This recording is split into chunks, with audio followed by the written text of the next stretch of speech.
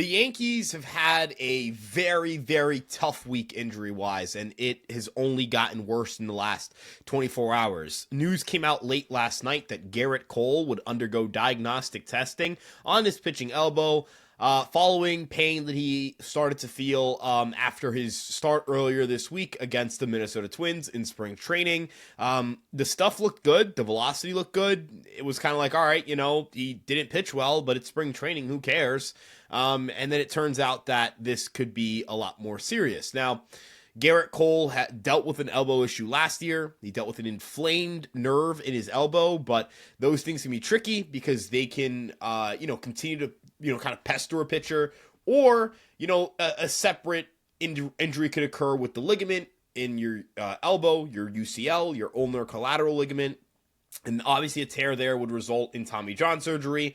It's very rare for veteran pitchers to have UCLs that are completely intact, especially ones who have never had Tommy John surgery.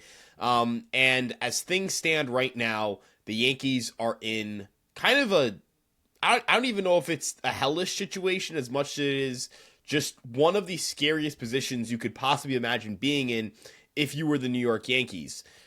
The Yankees wanted to put together one of the best rotations in baseball, if not the best rotation in baseball. And going into spring training, it felt like they certainly had the chance to. Now, you anticipate pitching injuries. You know that they're possible. You know they're on the table. Even when Luis Gil went down, I think there was a cautious level of optimism that the depth on the roster could allow them to still win games without one of their better starting pitchers, because maybe a guy like Will Warren steps up. Maybe Marcus Stroman can just be good enough, right? Maybe the bullpen can kind of supplement him in starts in which he's not able to pitch as deep into games. And you look at the top two in Fried and Cole and go, those two are so dominant that your rotation should be one of the best in the sport, regardless of what the lower half of that group looks like. Gerrit Cole is the kind of the pillar of this rotation. He's arguably the second most important player on the team, and losing him would be heartbreaking for the Yankees. It would be almost a death blow for the World Series chances when you lose an ace like that, when you lose someone who's been as consistent, been as dominant, been as brilliant as Gerrit Cole has been throughout his tenure with the New York Yankees. So until the Yankees know more about what's going on here, we can't really provide a timeline. We don't know how severe it's going to be. We don't know if this is a situation where he's going to miss the whole season and then part of 2026, or if this is going to be a situation where, he misses part of the year, but is able to come back during the 2025 season. At this point, I think it would take any scenario in which he can throw a pitch in 2025 and stay healthy. But again, you'd have immediate concerns about the long-term future of Gerrit Cole. What we know right now is that Gerrit Cole spoke earlier to the media today. He mentioned that the initial imaging has been released and distributed to other team doctors. The Yankees declined to make that public, and that Gerrit Cole is seeking second opinions on the situation. He says he's concerned, but hopeful. And that isn't, I don't think it's good, right? It's very hard to say, when we're talking about the elbow, that a good, an unhealthy elbow, or an elbow that's in an injured state or a critical state, is one that can be fixed without surgery. It's very rare that those kinds of things can happen. I doubt this is a situation where the Yankees can really even say, all right, just take PRP shots and then just get back on the field.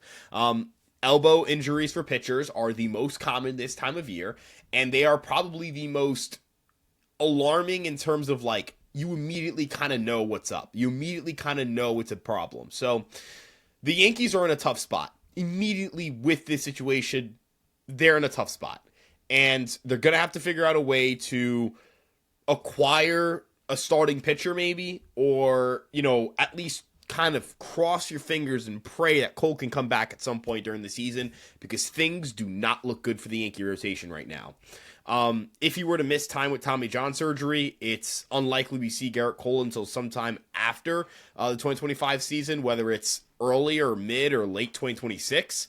And then honestly, the most terrifying part of all of this is the fact that he's going to be another year older, and that even if we avoid Tommy John surgery, in the back of your head, you'll have a Gerrit Cole who has now underwent 2 elbow issues and now has had to rehab from 2 elbow issues in his pitching elbow. So What is it? What does it end up being? How severe does it end up being? Does it end up being something that requires surgery?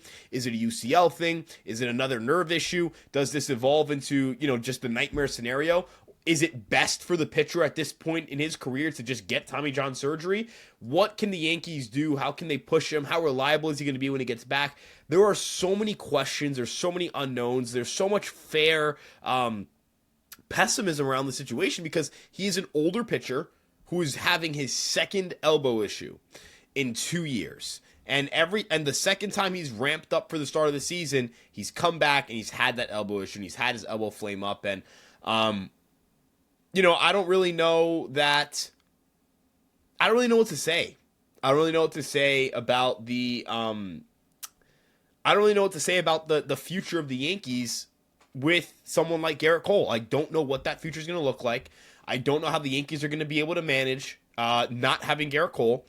And even if it's for a period of time in 2025 and not the entirety of the 2025 season, in addition to part of the 2026 season, I still think there's just so much rightful concern about how this team keeps themselves going. So it is a weird, tough, and really a terrible situation for the Yankees.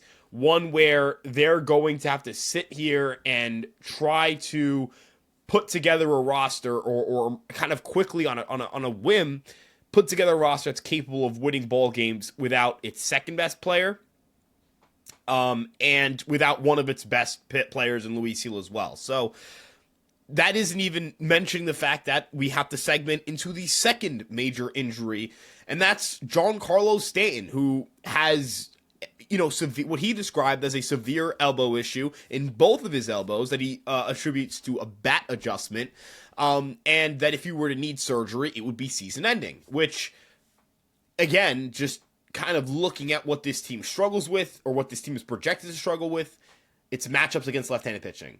That is far and away the most scary thing that this team is going to go up against, left-handed pitching, and they're gonna really have themselves tested in those matchups.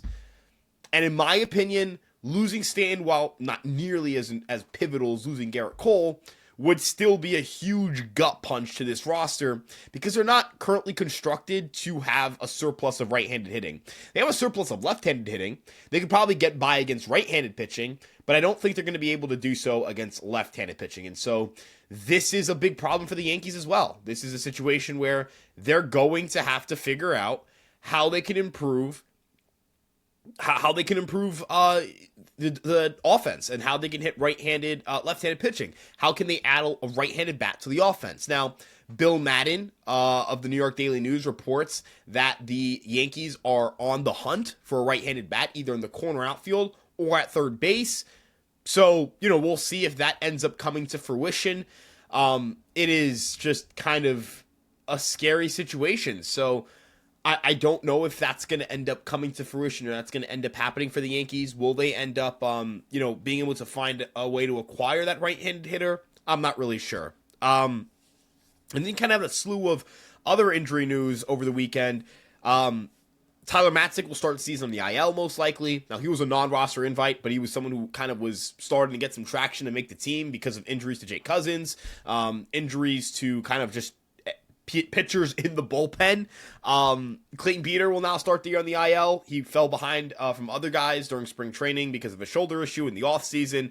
That was scary because he had a shoulder issue keep him out in 2024 for the majority of the year. So when the Yankees get him back, they anticipate shortly. They don't think it's going to be a long thing for him or Tyler Matzik, but you're still not going to have them. So the Yankee bullpen loses two more potential options that could have stepped in and provided some value. JT Brubaker was another loss they had, but that was earlier last week with the fractured ribs. The Yankee pitching staff is being decimated right now with injuries. They're going to have to find a way to prevent runs, be creative preventing runs. They're going to have their depth tested on that side of the ball. And it is not just the bullpen. The bullpen, I have no worries about. I have no worries the Yankee bullpen can find a way to get guys to get outs. I'm concerned that they're running out of starters because we are now one injury away from Carlos Carrasco being the fifth starter. Right now, the rotation, and this is with Clark Schmidt's situation being a little bit in flux because he has a bad back and he will not pitch until the sixth game of the season, according to the Yankees. The rotation right now because you have to have 5 guys start between that 6th game, is Max Fried, Carlos Rodon, Marcus Stroman, Will Warren, and then, like, Carlos Carrasco's got to pitch. And if Carlos Carrasco makes the roster, like, you have to option him down or you have to cut him. Now, I think that's going to be a weird scenario. I don't know how the Yankees are going to manage that. They could go Fried game 1, Fried game 5. I think that's what they were going to do with Gerrit Cole. And if they do that, then, you don't have to have that 5th starter that kind of is in flux. But your rotation now ends up as, if you want to rank them from best to worst or best, most, established to least established, you got Fried, Rodon, Schmidt, or I'd say Schmidt is, I think, a little bit of a better starter than Rodon at this point in his career. Stroman and Warren. I think Warren has more upside than Stroman, but, I understand that Stroman's a more established pitcher. He'll be considered the 4. Warren will be considered the 5. And I don't think they have the offense to supplement losing Cole the way they did last year, when in the first half, everyone was clicking. I know by the end of the year, guys like Verdugo were having a bad year offensively. They weren't getting the same production from Volpe. They weren't getting the same production, from Volpe and Verdugo, and that obviously changed things. But they still had monstrous numbers from Soto and Judge, and those 2 guys anchored that offense. So how this team hits without their main, without Juan Soto was already a question mark. Now how this team pitches potentially without Gerrit Cole, without Luis Gil, at least for the next 3 months, and without part of their bullpen is a real question mark. So this team is really, really in flux. There's no other way to put it than their season is kind of in peril. I mean, they're in this last term. This is the last thing you want to hear for the Yankees, because now there's a lot of pressure put on the rotation to stay healthy from March 8th to March 27th.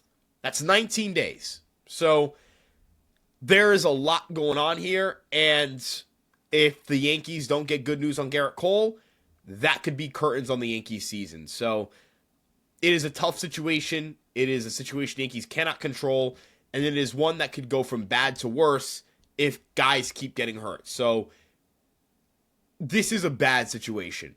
It is a bad situation, and this is a depressing episode to have to do. We're going to wrap things up here, though. When news come out, we'll drop, more information. But with that being said, we appreciate you guys tuning in and checking out Fireside Yankees, even when things aren't really going well for the Yankees. So we really appreciate it. Thank you so much for tuning in. Hope you guys have a great rest of your day. If you like this content, go to our Instagram, TikTok, Twitter, and Facebook pages alongside this. Links will be in the description. And, of course, you guys can subscribe, turn on the notification bell to stay up to date on what the Yankees are doing. So thank you guys so much for tuning in. We'll see you guys in the next one. Let's go Yankees, and try to find something to smile about today, because there's not a lot to smile about in Yankee land right now.